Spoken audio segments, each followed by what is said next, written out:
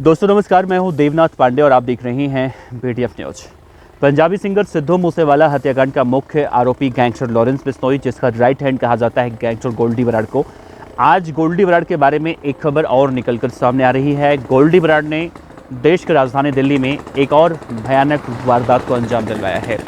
दूसरी चर्चा दिल्ली के अपराध की दुनिया से एक और निकलकर सामने आ रही है। नीरज भवाना गैंग का साथी कहा जाने वाला गैंगस्टर हिमांशु भाऊ, जिसने अब से पहले दिल्ली के अलग अलग इलाकों में, चाहे हम तिलक नगर के फ्यूजन कार शोरूम में बात कर लें या फिर दिल्ली के रजौरी गार्डन के बर्गर किंग में गोली कांड जो हुआ था उसकी बात कर लें, हिमांशु भाऊ का नाम लगातार दिल्ली के अपराध की दुनिया में एक के बाद एक निकलकर सामने आ रहा है। आज हिमांशु भाऊ एक बार फिर से चर्चा में है। हिमांशु भाऊ ने दिल्ली के अंदर एक और कांड किया है, तो इन दोनों कांडों को बहुत ही विस्तार से इस वीडियो के अंदर बताने की और समझाने की कोशिश मैं आपसे करूंगा। वीडियो की शुरुआत करें इससे पहले आपसे बता दें, इस वीडियो में दी गई जानकारी अलग अलग समाचार पत्र, टीवी न्यूज़ चैनल अपने सूत्रों से ली गई है। इस वीडियो को बनाने का मकसद किसी भी तरह के किसी के भावना को आहत करना नहीं है। तो आइए इस वीडियो की शुरुआत करते हैं। एक बार फिर से आप सभी को नमस्कार करता हूँ। मेरा नाम है देवनाथ पांडे। मैं आपको रोज़ इस तरह से दिल्ली, हरियाणा, पंजाब, राजस्थान, इन सब जगहों पर होने वाली आपराधिक घटनाओं के बारे में मैं आपसे बताता हूँ। तो सबसे पहले बात करेंगे गैंगस्टर गोल्डी बराड़ की, जिसने दिल्ली के महिपालपुर इलाके में एक होटल है जिसके बाहर गोलीकांड हुआ है। उसकी जिम्मेदारी तो गैंगस्टर गोल्डी बराड़ ने नहीं ली है, लेकिन होटल के मालिक ने पुलिस को शिकायत दी है। उसमें कहा है कि गैंगस्टर गोल्डी बराड़ के नाम पर उसे रंगदारी के लिए फ़ोन आया था, उसने रंगदारी नहीं दी और ये कहा गया था कि अगर रंगदारी नहीं दोगे तो इस तरह से गोली मार दी जाएगी। ठीक उसके कुछ दिनों के बाद उसके होटल के बाहर इस तरह से गैंगस्टर गोल्डी बराड़ के शूटर्स आते हैं और गोलीकांड को अंजाम देते हैं। बहरहाल इस पूरे मामले में देखें दोस्तों तो अभी पुलिस को कुछ नहीं हाथ लगा है। सीसीटीवी फुटेज वगैरह खंगाला जा रहा है और इस बात की संभावना है कि शूटर बहुत जल्दी पकड़े जाएंगे। दूसरा मामला है दिल्ली के नारायणा इलाके का। नारायणा पुलिस स्टेशन के पास ही कह लीजिए या कुछ दूरी पर एक कार शोरूम है। इस कार शोरूम में कल शाम की घटना है। शाम के लगभग 7 बज रहे होंगे। 7 बजे कुछ शूटर वहां पर पहुंचते हैं, एक पर्ची फेंकते हैं और पर्ची फेंकने के बाद वहां पर दनादन गोलियां चलाते हैं। कुल 20 राउंड फायरिंग वहां पर हुई है। हालांकि इस गोलीकांड में किसी को किसी भी तरह से नुकसान नहीं हुआ है, यानी जान माल का नुकसान नहीं हुआ है, लेकिन जो पर्ची फेंकी गई है उसमें कहा जा रहा है सूत्रों के हवाले से, उसमें 5 करोड़ रुपए की रंगदारी मांगी गई है गैंगस्टर हिमांशु भाऊ के नाम से, जो इस वक्त पुर्तगाल में बैठा हुआ है। हिमांशु भाऊ के नाम से पर्ची फेंकने के बाद और गोलीकांड के बाद दिल्ली के अंदर एक बार फिर से पुलिस के कान खड़े हुए। आनन फानन में दिल्ली पुलिस की ऑपरेशन सेल और मौजूदा जो स्थानीय थाना था वहाँ की पुलिस की टीम वहाँ पर पहुँचती है और मुआयना करती है। वहाँ भी सीसीटीवी फुटेज वगैरह खंगाले जाते हैं और तब निकल कर सामने आता है कि इस तरह से रंगदारी की रकम नहीं देने के बाद ये वारदात जो है, इस वारदात को अंजाम दिया गया है। हिमांशु भाऊ के बारे में कहा जाता है कि हिमांशु भाऊ हरियाणा के रटौली का रहने वाला है और इससे पहले भी झज्जर में कई बड़ी आपराधिक वारदातों को हिमांशु भाऊ ने अंजाम दिलवाया है। नीरज भवाना को लेकर कहा जाता था कि हिमांशु भाऊ नीरज भवाना की गैंग को विदेश में बैठकर ऑपरेट करता है, क्योंकि हिमांशु भाऊ जब नीरज भवाना विदेश गया उसके बाद हिमांशु भाऊ ने विदेश में बैठकर उसकी गैंग संभाली। लेकिन जब दिल्ली के रजौरी गार्डन बर्गर किंग में गोलीकांड हुआ था और अमन जून नाम का एक व्यक्ति उस वक्त मारा गया था, जब वो एक लड़की को साथ लेकर उस बर्गर किंग के आउटलेट में गया था और कुछ ऑर्डर कर रहा था, तभी पीछे बैठे 2 बदमाश उसे गोली मार देते हैं। इसके बाद नीरज भवाना गैंग की तरफ से सोशल मीडिया पर यह दावा किया गया था कि हिमांशु भाऊ गैंग से हमारा कोई ताल्लुकात नहीं है, हिमांशु भाऊ नामक बदमाश को हम नहीं जानते हैं। उसके अगले दिन हिमांशु भाऊ ने भी सोशल मीडिया पर ही जवाब दिया था और उसने लिखा था कि कुछ लोग हैं जो सारे अच्छे काम करने के बाद भूल जाते हैं, हम किसी का सहारा आगे बढ़ने के लिए नहीं लेते हैं। नीरज भवाना की तरफ उसने इशारा किया था और उसने जिस तरह से भवाना गैंग की तरफ से पोस्ट किया गया था उसका जवाब उसने दिया था। उस घटना के बाद ये मालूम चला कहीं ना कहीं कि नीरज भवाना गैंग और हिमांशु भाऊ गैंग के बीच में अदावत चल रही है और ये दोनों एक दूसरे के खून के प्यासे हो चुके हैं।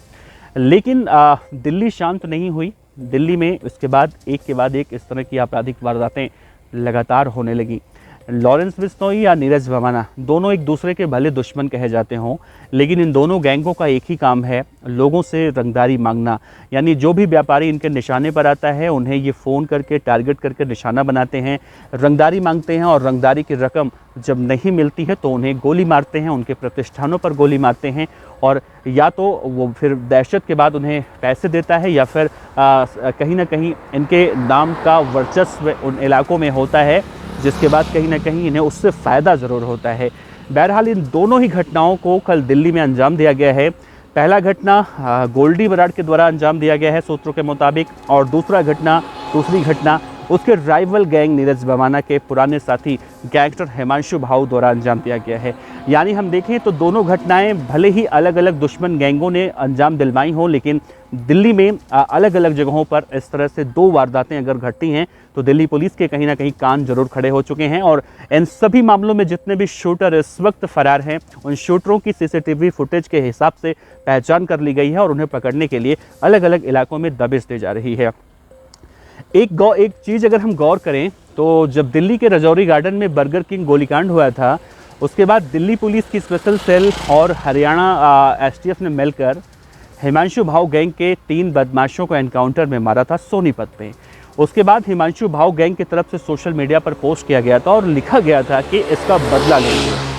बड़ा सवाल उठता है कि बदमाश बेशक पुलिस द्वारा एनकाउंटर में मारे जाते हों, लेकिन इन बदमाशों को कोई फ़र्क नहीं पड़ता है और ये इसी तरह से लगातार आपराधिक वारदातों को अंजाम दे देते हैं, और अंजाम देने के बाद सोशल मीडिया पर इसका बखान भी करते हैं। बहरहाल गोल्डी बराड की बात करें, इस वक्त वो अमेरिका में है, कैलिफोर्निया के सेफ हाउस में बताया जाता है। अनमोल बिश्नोई के साथ उसकी भी साठगांठ निकलकर सामने आती हैं। लॉरेंस बिश्नोई का राइट हैंड कहा जाता है। हिमांशु भाऊ पुर्तगाल में बैठा है।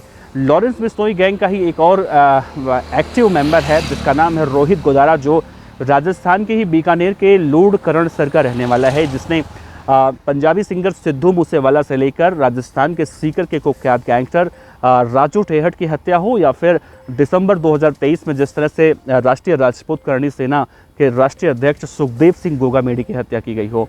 मतलब एक एक से बड़े बड़े कांडों में रोहित गोदारा का नाम सामने आता है। रोहित गोदारा भी कुछ कम नहीं है। इस वक्त वो दिल्ली में अलग अलग जगहों पर एक्सटॉर्शन के लिए फ़ोन कर रहा है, और फ़ोन नहीं करने पर इलाज कराने की धमकी, जान से मारने की धमकी, ये सारी धमकी वो दे रहा है। और अब से कुछ दिन पहले, यानी हम देखें 12 से 14 दिन पहले, दिल्ली के ग्रेटर कैलाश में भी एक गोलीकांड हुआ था, जिसमें नादिर शाह नाम का एक व्यक्ति था जो एक जिम चलाता था, अफ़गानी मूल का रहने वाला था। वो अपने जिम के बाहर जब खड़ा था उसकी भी हत्या कर दी गई। हालांकि इस हत्याकांड की जिम्मेदारी इसी रोहित गोदारा ने ली थी, लेकिन इस हत्याकांड की साजिश गैंगस्टर हाशिम बाबा, जो उत्तरी पूर्वी दिल्ली का कुख्यात गैंगस्टर कहा जाता है, उसने दिल्ली के तिहाड़ जेल में बैठकर रची थी। और दिल्ली पुलिस की स्पेशल सेल उससे पूछताछ कर रही है तो मालूम चला कि उसके पास एक मोबाइल फ़ोन था और उसी फ़ोन के जरिए सब कुछ मॉड्यूल ऑपरेट करता था। बहरहाल जैसे उसने नादिर शाह की हत्या की खबर सुनी थी, अपना मोबाइल फ़ोन उसने टॉयलेट में फ्लश कर दिया था। तो इन सब अलग अलग इलाकों में दिल्ली के कुछ गैंगस्टर्स हैं जो लगातार आपराधिक वारदातों को अंजाम दिलवा रहे हैं, और दिल्ली पुलिस इन्हें तोड़ने के लिए, इन्हें रोकने के लिए, इन्हें गिरफ्तार करने के लिए भरसक कोशिश कर रही है, लेकिन ये पुलिस के हर कोशिशों से आगे जा रही हैं।